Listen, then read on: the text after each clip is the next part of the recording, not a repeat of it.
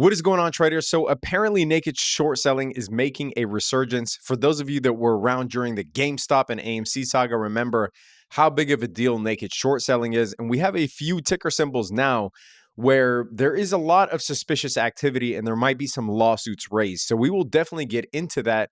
But of course, it is TA Tuesday, so we will be getting into our technical analysis of the markets. I will be telling you whether I think this is still a bear market rally. Short answer is yes. I do think that this is a bear market rally, and I do think that we have another leg down. Not a surprise that Microsoft after hours, as of the time of this recording, has actually shit the bed. It was up a tremendous amount. I think it was up 5% after hours, and now it is down. And that is after their guidance were released. So we will get into that and whether that trend, if it continues, negative guidance. We have Tesla reporting, we have Apple coming up, etc. If negative guidance is what is going to drive the next leg down. So we will get into all of that and I will give you my plays towards the end of the video. You definitely want to stick around because I will be discussing what plays I have open and what I am planning on doing with regards to shorting or longing certain things. So without further ado, let's get right into it. So today, Brad Lamensdorf, who co-manages the Advisor Shares Ranger Equity Bear ETF, I don't know everything that's in this ETF, was saying that there were no shares available for Carvana, Bed Bath & Beyond, Beyond Meat, Coinbase, if you wanted to short them. This is funny, actually. This was back in, when did I send this out? January 2nd. I was saying that these names have high short interest, and I'm not usually a short interest guy, but some of these names do look like they're about to squeeze. And obviously we saw squeezes on many of these names, especially the ones associated with Bitcoin. By the way, for free trading and finance content that I post daily, follow me on Twitter and Instagram. For sure, you will enjoy the follow. And hey, it's free. But last week, management teams at several companies with microcap stocks, those are microcaps below 100 mil, said they were investigating naked short selling, and some even threatened to bring lawsuits on the table. And specifically, we're seeing in names such as VERB or Genius, GNS. Some of you are familiar with those names. We are seeing some very suspicious activity where there aren't any shares available to borrow in the same way that we are seeing with Carvana, Bed Bath & Beyond, Beyond Meat, etc. However, there are still shares that are being sold short. So here's what naked shorting entails. And then I'm going to get into the markets and the technical analysis of the S&P 500. Everything will be laid out in the chapters below, so feel free to forward and rewind as you like. Now, when a broker sells you shares to short, there has to be shares available. So let's say company X has 1,000 shares available, right? Now, obviously there are shares that people own, etc. But company X has 1,000 shares available. So when TD Ameritrade, for instance, when you say, hey, I want to short company X, meaning I want to sell it before I buy it, you're betting that the stock is going to go down. I want to short it 500 shares. This is you right here. What TD Ameritrade does is check if there are any available shares to short, right? Outstanding by the company. And they're like, oh, there's 1,000 available shares. Let me loan you 500 of them to short. And TD Ameritrade holds them and then charges you interest in a percentage, depending on how many shares are left, how volatile is the stock, right? They get to determine what they want to charge you to short that. And as long as you hold the short, you have to pay TD Ameritrade this much. But there has to be, the crux of this is there has to be shares available, right? So if they're going to loan you 500 shares to short, well, now instead of 1,000, there are 500 shares left, right? Because you are shorting 500 of them. TD Ameritrade is kind of holding them as a custodian, and you are shorting it, hoping that the company goes down. But what happens if company X has all of their shares out, either already shorted or already held by shareholders, and there are no shares to short? Well, when TD Ameritrade, when you say, hey, I want to take company X short, I want to take it short 500 shares, same as the last example, what TD Ameritrade does is they'll go to company X, they'll realize that there are no shares short, and they'll tell you, sorry, we cannot loan you 500 shares to short. You cannot short this. However, what naked shorting entails, and this isn't, I'm not throwing TD Ameritrade under the bus. This is done under the guise of other brokers. Sometimes it's done OTC, but essentially, for TD Ameritrade doesn't do it from what I know. Okay, so this isn't an indictment on them. But what other companies or brokers or maybe institutions that have control of shares that are able to, that are authorized to sell securities, what they might do is, because they want that interest that we talked about before, what they might do is sell you the shares short, and you don't know that there's zero. They do, right? And the company can actually, the company that who has zero shares can't do anything about it, right? Because TD Ameritrade is really just telling you, okay, yeah, you could sell 500 shares short, and please pay us this astronomical percentage. And this is all they care about, right? They don't care about this company. And so when it's done to micro caps that are considered smaller, that maybe might not have the same legal power that mega caps do, this routinely happens. And I don't want to, again, I don't want to say TD. So let me, say that this is exchange Y. Okay, we won't call it TD. But they don't care about the small cap company, and the small cap company, half the time doesn't know what's going on. They have to really be able to sniff out these illegal activities and then raise very expensive lawsuits against the brokers that are doing this. But this is why this is dangerous for a small cap, because small caps usually have low volume, right? And if a company has low volume and there are fake shares created out of thin air, if this happens time and time and time again, this puts artificial pressure onto the stock. Because when you look at a chart and you see selling pressure, right, there has to be shares available to sell. However, if there is fake selling pressure, meaning these shares that don't even exist are synthesized to exist, and they're all in the form of sell orders, right? So if a company shorted with zero shares available, but let's just say that traders short 100,000 shares that don't exist. Well, of course, that's going to drive the price down, but it's driving the price down artificially. So that might actually put a company out of business. And the former CEO of Overstock actually talked about this, and he was ousted from that company. And from what I know now, he's somewhere living off the grid. But he was ousted for talking about this. Again, for those of you that have lived through the GME AMC saga, know that this was actually going on with GME and AMC at the time. And it looks like now it is happening to micro caps that don't really have the methods to defend themselves. So it is sad to see. If it is going on, hopefully it is litigated properly and those who are doing it are brought to justice. And I just want to pause here and say that our free mastermind, our free Zoom meeting, this is the trading mastermind call that we do with the members every single month. We are opening this one up to the public on January 28th, which is a Saturday at 12 p.m. Eastern Time.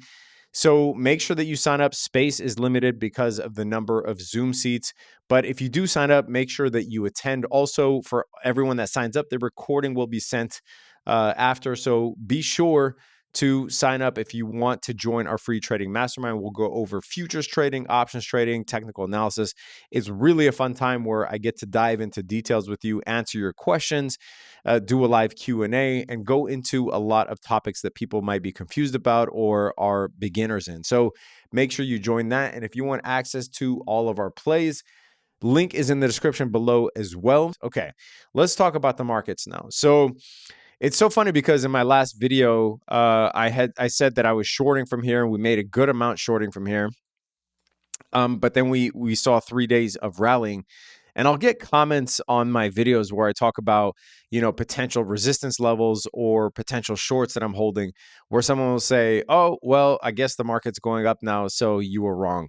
Well, I don't mind being wrong, but we're talking about 3 days of data here, or really 2 days of data, because today was a red day, right? We're talking about 2 days of data here. Like it's not, I feel like sometimes people wait for the opportunity to just be a contrarian for the sake of writing a comment. This is a long trend, and we can do a swing failure pattern above the trend, which is in fact what I think is going to go on, right? I think that the whole narrative about, oh, is a soft landing possible or not? Oh, we think that the Fed is actually going to stop. CNBC, you can see everybody's bullish now they are giving hope to people and really sucking in buyers, or they may be suckers themselves thinking these things and really believing what they're saying. But, swing failure patterns are not uncommon. As a matter of fact, we saw this in 2008. And I even said in my last video, I said, hey, if earnings come out decent, and there's a good chance that the last quarter was not terrible, that we could come out with decent earnings, we could actually make a push to 4,300 before the next leg down.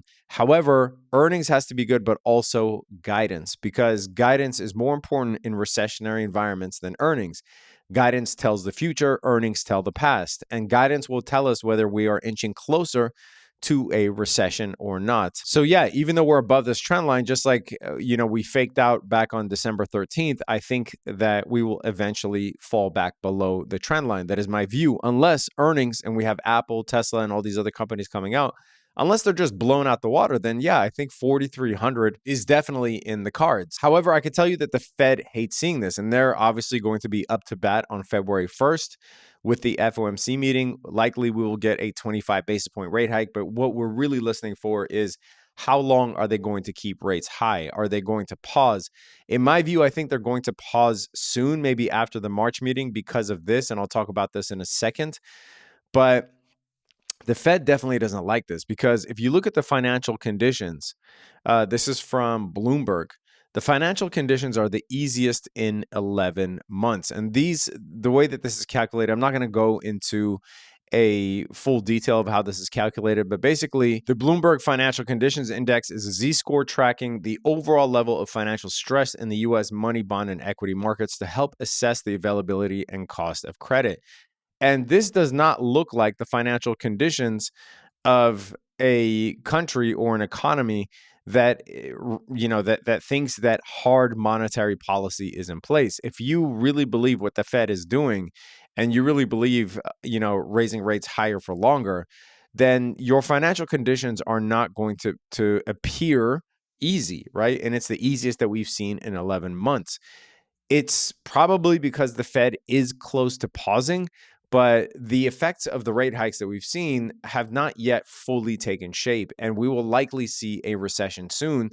I do think the Fed is going to pause here because the federal funds effective rate right now is going to jump above the 2-year treasuries. And remember, the federal funds rate is an overnight rate. So when the overnight rate pays more than the 2-year, that's how you know that things in the economy are breaking. And that's what leads to a recession each and every time. So when the 2-year treasury falls below the federal funds rate, the Fed pauses. This is why you see this flat line here and this flat line here, and you see this flat line here every time it is below. And if you look at it now, the 2-year treasury is right now below the dropping below the federal funds rate, which makes me think a pause is coming soon, probably after March. However, the Fed is likely going to hold those rates as they did back here in 2008, as they did back here in the year 2000, and we will eventually fall into a recession. So,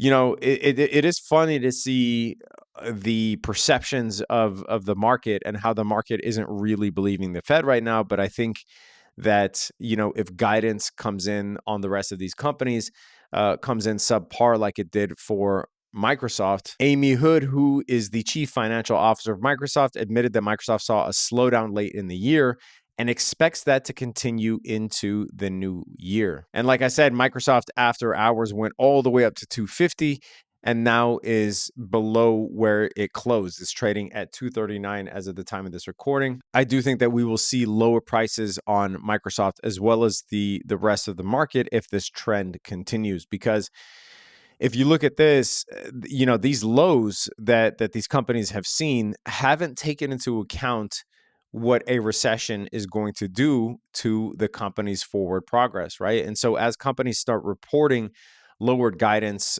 slow growth, et cetera, then, even worse, negative guidance in some companies' cases, I bet you there will be, then you can expect that these prices that were upheld before that knowledge was known to actually be broken. So if that trend continues with Tesla, with Apple, and Google, Amazon, other companies, et cetera, then I do expect us to eventually revisit those October lows and potentially break them to get back to these pre-COVID highs. But if guidance and earnings are good this quarter, then you can expect at least a run to 4,300 in my opinion. So in terms of some plays, I will likely be selling calls on my Apple shares here right around this level, especially if Tesla actually reports negative guidance. But I might even do it before, seeing that we're coming up into this gap here, as well as the fact that we're coming up on the 0.618 fib level.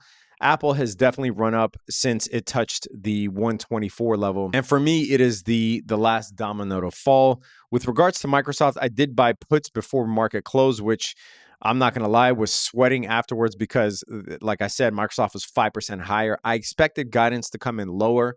That one I did not alert. That one I actually just bought myself because with earnings plays, they're 50-50. And unless I'm doing something sophisticated like a double butterfly or something, I don't really like to just alert, 50-50 calls or 50-50 puts. It's not my style. I like to take A+ setups, and those are the ones that I alert. But I do have the Microsoft 235 puts. And on the SPY here, I will likely buy another debit spread or sell a credit spread, especially with the VIX being the VIX being at this support with Microsoft failing guidance like that. I think that might be the impetus that might start the next round of volatility here. I don't think that Microsoft can report negative guidance and then, God forbid, if Tesla reports negative guidance, then I do think that the volatility will start creeping up again.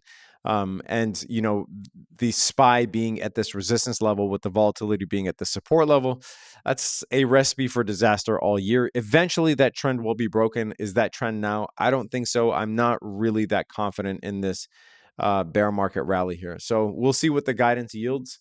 But let me know if you got anything out of this video. Leave it a big fat thumbs up. Leave it in the comment section below. Let me know whether you think the bear rally will continue, whether you think this is the end of the bear market. I've seen a couple of comments saying that. Whether you think we're headed for major lows below the pre-COVID highs.